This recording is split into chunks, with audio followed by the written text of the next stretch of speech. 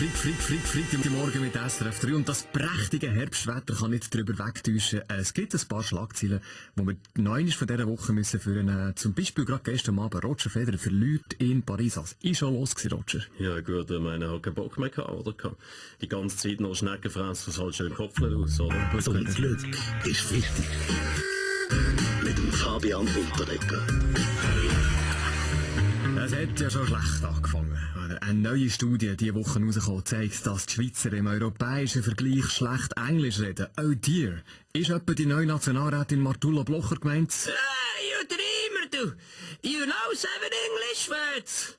Ciao zusammen, das ist der Blick am Morgen, oder auf Deutsch, The View in the Morning.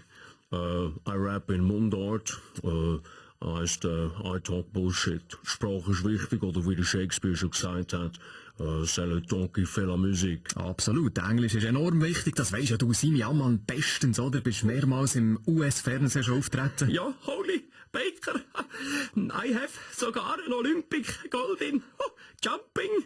I hold the medal in Vancouver. Yes, this was a prostitute good.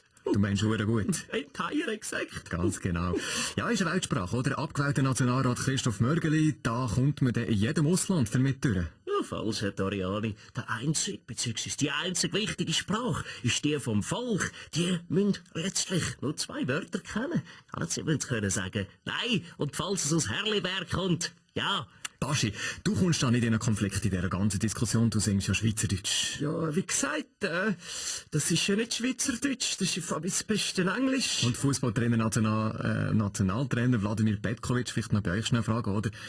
Wir haben ja viele Sprachen geredet in so einer Mannschaft, ich glaube mit Englisch kommt man gut durch. Welche englischen Wörter werden am meisten gebraucht in so einer Mannschaft? Brauchen Spieler Eyelashes, Peeling, auch Waxing oder Upmake. Wie ist es bei euch eine Weltwochenchef Roger Köppel? Englisch und Schweiz, vielleicht eine kleine Analyse?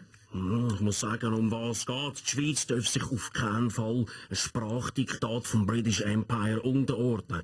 Kein fremder Language Teacher, das wäre ein Worst-Case-Szenario, ein Major-Fail, ein absolutes No-Go. Wie sieht es in der Politik aus? Mit Englisch, Nationalrat, grüner Ständeratskandidat von Zürich, Bastian Giraud. Ja. Jung und studiert, seid ihr ja Englisch, kein Problem, Ja, oder? ja, also, yes, ich rede jede Sprache, solange mir, beziehungsweise mir irgendjemand auch ein Interview, Mikrofon anstreckt und zulässt. Absolut.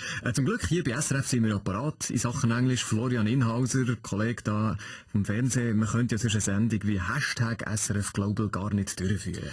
Hashtag excited, Hashtag I speak like the Prime Minister, Hashtag Cambridge Proficiency Certificate, Hashtag something is rotten in the state of Denmark, Hashtag French kiss in the USA. Und so weiter. Im Sport die Schweiz ja extrem parat in Sachen Englisch. Zurück schnell zu euch. Roger Federer, nicht zuletzt dank euch, ja? Ja gut, meine, ich habe jetzt seit der Swiss in das ein neues Konzept, oder? Ist nur so lange, bis alle weg sind, oder?